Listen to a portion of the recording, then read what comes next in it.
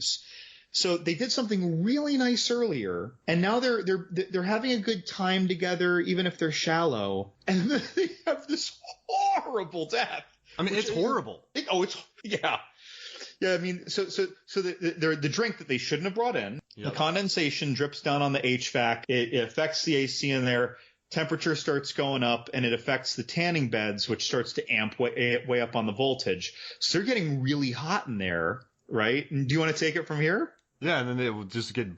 Well, then the board comes down and traps them both inside, and they burn to death. They are blistering, yeah, and then the glass shatters, and one of them gets impaled in the face. Then they're screaming. Then the glass under them breaks. They fall in. They go up in flames. Like there's a lot of screaming. Like these aren't short deaths. When I watched this scene, I believe in 2006, I was like, I don't like this. I get it. Listen, I get how it's very well done, and maybe that's the response, a successful response. But I was like, man, this is crazy. That was a long death, John. Right. And I loved it. But again, as I've announced before, I do enjoy me some mean death scenes from time to time. But again, like I felt more for those characters before they died than any other character in this movie. Well, if you think about some of the deaths are long. So in the first one, you have the teacher. That one is... I mean, all right, so the one guy chokes. That's probably, 30 seconds. Then you have the teacher bleeding, the knife goes into her. In the second one, none of the deaths are really dragged out, if you think about it. They're very sudden to these characters. But this was a good 2-3 minute death. But it really brings it home to me, though, that they were lip-syncing Love Roller Coaster, and they're shaking their hand. They're like, hands are up by their head while they're bobbing their head side to side, and they're swinging their little feet back and forth. They're having a fun time. That's even that they shallowed the scene by showing nudity of both of them. Not that I'm complaining, but... Now, it is kind of funny that they had the roller coaster song on, because what they got off of earlier. So Death set that up, correct? Sure. Cruel irony. Watch out for the warning signs. But in this case, the warning sign was their choice. So it's not like that was just on the radio. Do you want to hear? They picked that. Yeah, they picked the CD. Do you want to hear something interesting? They used aquarium lights for those because the other lights couldn't show up the UV. So what they did was they used aquarium lights to make that hue. Oh, like the cameras wouldn't pick it up well? Yeah, so they used aquarium lights in those suntan beds. I thought it looked good. It makes me think, what was it? I Still Know What You Did Last Summer that had the tanning bed death a little before this movie? Oh, that was I Still Know What You Did, right? When she's at the Jack Black Island? I don't remember being as impressed, but I also haven't seen that in a long time. Well, wasn't that Jennifer Love Hewitt and she got out of it? Oh, was it? I thought someone died in a tanning bed in that. Yeah, I think she... Man, I'm not really up to date on my... I Still Know What You Did Last Summer. I know Watch out next year when we cover the I Know What You Did Last Summer series, and we have to cover those deaths. We should do it, man. We could do the data article, the one I wrote about how long it took them to clean out the trunk that was full of crabs and make it look totally clean. Well, then I know what we're doing next summer. Hey, oh, I love it, man. That movie was a huge hit. I remember liking parts 1 and 2. I don't remember the third one, right? It was like I'll always remember. Is that it? Is that right? I'll always remember. Yeah. It starts out with the name like a rom-com. Oh, so I want to say something. In this commentary, they gave the name to Death. They called it the Death Wind. Do you think that had something to do with The Happening? I don't necessarily think it has something to do with The Happening, but it's that's a motif. It's just that normally it's just like you suddenly feel cold air, right? That's the classic thing. Yeah. You just feel a chill. The Death Wind. But that chill, it's like they've turned that chill into a little breeze, and then that breeze started manipulating things, right? Popping things off. Now, all right, we're going to go into the kill where that not the creepy guy, the skeezy guy gets killed. But there's a random scene where he's like, yeah, SpongeBob SquarePants lives underwater. And Mary Elizabeth Winstead goes, I can't believe you know that. And it's kind of like, I mean, that's common knowledge, right? To us now, I mean, this is 2006. I don't know what level the internet was at. Maybe memes wouldn't make that so obvious. Like, memes weren't even a thing, were they? No, but I mean, it was everywhere in 2006, SpongeBob. You just flip on a TV, you see it real quick. I probably knew that. I probably just knew that, though. I probably only needed one image ever to know that he lives underwater. That's like, hey, they're in a coffee shop. Have you seen Friends? And someone's like, I can't believe you know that. Right. Like, sure, that's fair. I'm gonna start doing that to people because they're gonna be like, "What? I don't know what. Why?" Do you remember that traffic scene in Patriot Games? I can't believe you know that.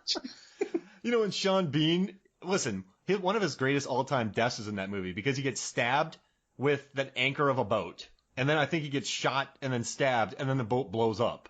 That's another 8-part kill. So in Fellowship of the Ring, he takes 3 arrows and 4 arrows. And then that one he gets it. And then in Goldeneye, geez Louise, he falls several miles onto the ground and he lives. And then that satellite falls on him. But in Lord of the Rings, when he's taking those arrows, that's like a hero's death. Yeah. And one arrow can't kill Sean Bean.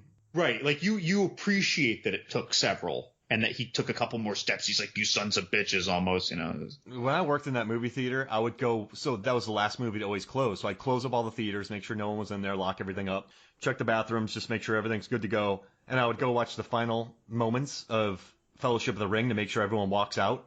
And I watched that scene so many times. That's when movies were actually in the theater for a long time. Man, what a powerful scene. Oh, Sean Bean, crushing it. But yeah, back to Final Destination 3.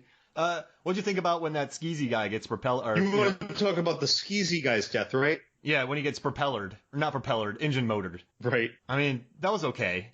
Because you didn't even know he was there. Yeah, so like when you see the death and the aftermath of the death, it's very entertaining. But the build-up didn't, there's this car and it's out of control down there. And then this thing backed into us. And also that truck backing into them, of all the things that happen in these movies and these death scenes, that did not feel credible that they got sandwiched in by that truck. Did Death force that truck to do it? So did Death take over that guy? You see, well, even if he did, like that's starting to feel far-reaching, even for these movies, you know, like, and then that truck coming down the hill, like I see that coming, but like I'm sure you could have filmed that in a way that cultivated more urgency, but I didn't really feel much. No. Until it was just about to hit him, basically, and that no one cares about Frankie Cheeks. Right, sure. Again, though, I mean, it filmed right and showing his fear and anticipation and something, it can obviously make you care more. Yeah. And this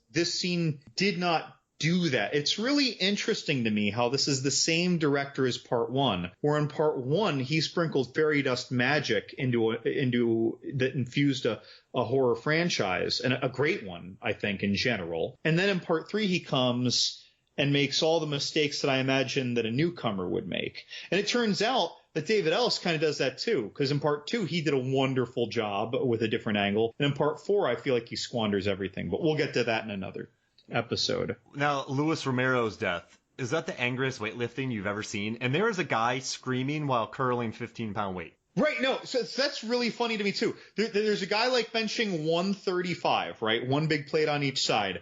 And he's benching it like, rah,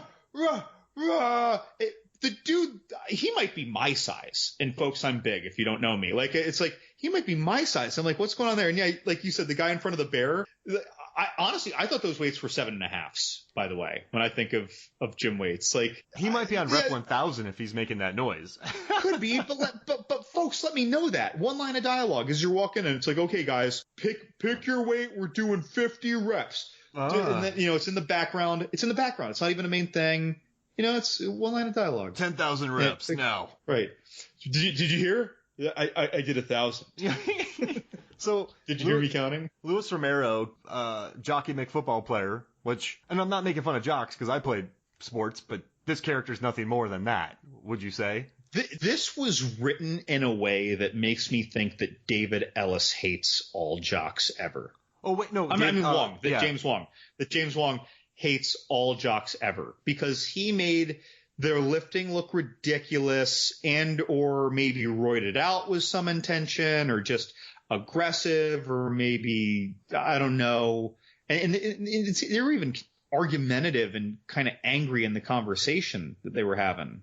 Yeah, his head gets smushed. I'm normally all for smushes, but they actually built a head, but it felt very CGI'd.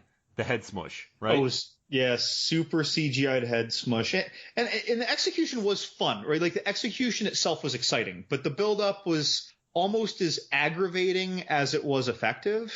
But when that happened, though, and the swords came down, you thought the sword was going to take off his head. Instead, it cut the cords that were holding the kind of fulcrum of the isolateral weight machine. Yeah. And so then that's why the weights clap down on his head. And so that was a nice, like, oh gosh, like it's not going to kill him. And then bam.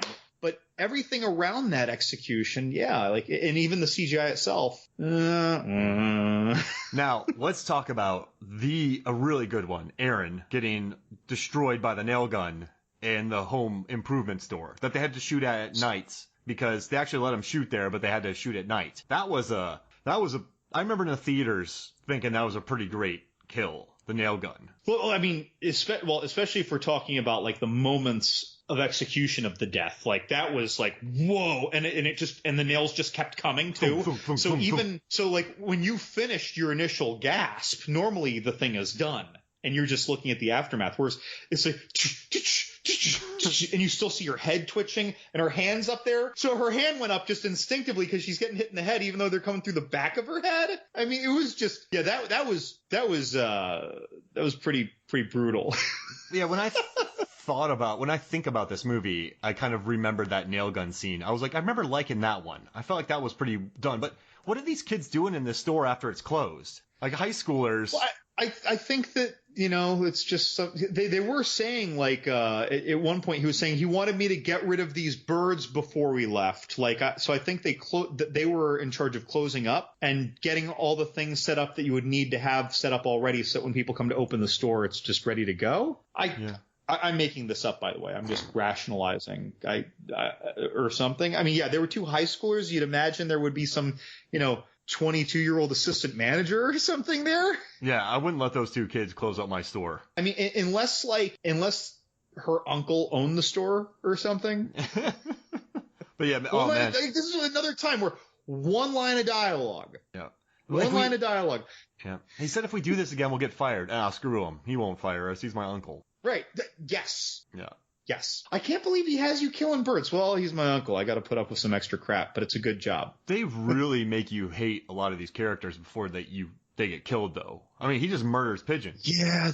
Yeah. Well, and even his attitude, like most of the time he's counterproductive, antagonistic. He even becomes a villain. Yeah. When he's approaching that centennial celebration with all the fireworks and the horse and the flagpole harpoon death, like when he goes there, he's going there. Yeah. In nothing but mean, harmful spirits. So it's like, his death was the end of the movie, and audiences hated it, and they added the train scene and reshoots. I don't know if you knew that. No, well, I'm glad because that was a better ending. When that kid gets sucked out of the train, I loved it. And then the blood just splatters everywhere. Oh, yeah, that was good. I did like that. Yeah, the train was effective. It could have been better, I think. They built a miniature train, and they just pulled it by a bungee cord. So all the moving train shots you see is a miniature. And then inside, they had to build a bunch of lighting, and they had to do it for pretty cheap. So they talked about how they lit the whole thing. That was really cool information for me, behind-the-scenes footage. But yeah, I don't know. It was all right. They originally wanted the cop and AJ from 2 to be there, and they were going to be related to Mary Elizabeth Winstead instead of that group she's with, and they were all going to die together on the train. So a weird thing about this sequel, about part 3, is that it acknowledges part 1 as if part 3 was part 2. Yeah. There is no acknowledgement of part 2 and the events of part 2 at all. And that happened, don't forget, 1 year to the day after the events of part 1. I think Wong, I remember I read that he didn't like that in the second one no one knew each other, so maybe he had some sore thoughts, because he was shooting something else at the time with his crew. They went and did another movie, and so maybe he just kind of thought, I'm only talking about the one I made. Oh, it's kind of a jerky thing to do, but I can see that happening. Part 2 was good! Yeah, exactly. But yeah, they were going to... Part 2 was good! Now, they were going to bring those two people back. The schedule just didn't work. So at least they were thinking about it. And also So they were thinking about bringing the people back from 2, but it didn't work. So, I don't know, man. And I don't know. Part 3, there's some good gore. I think Winstead is good as always, but I don't know, man. It's not 2 or 1, I would say. This movie also started to give us that transition with, or we started to see that transition with Tony Todd in part 2, where he was more sinister, a little more knowing, and they used the lighting and the mist and everything. So in this one, he was the voice of the devil. Yeah. Of that roller coaster, and I think he was also the voice of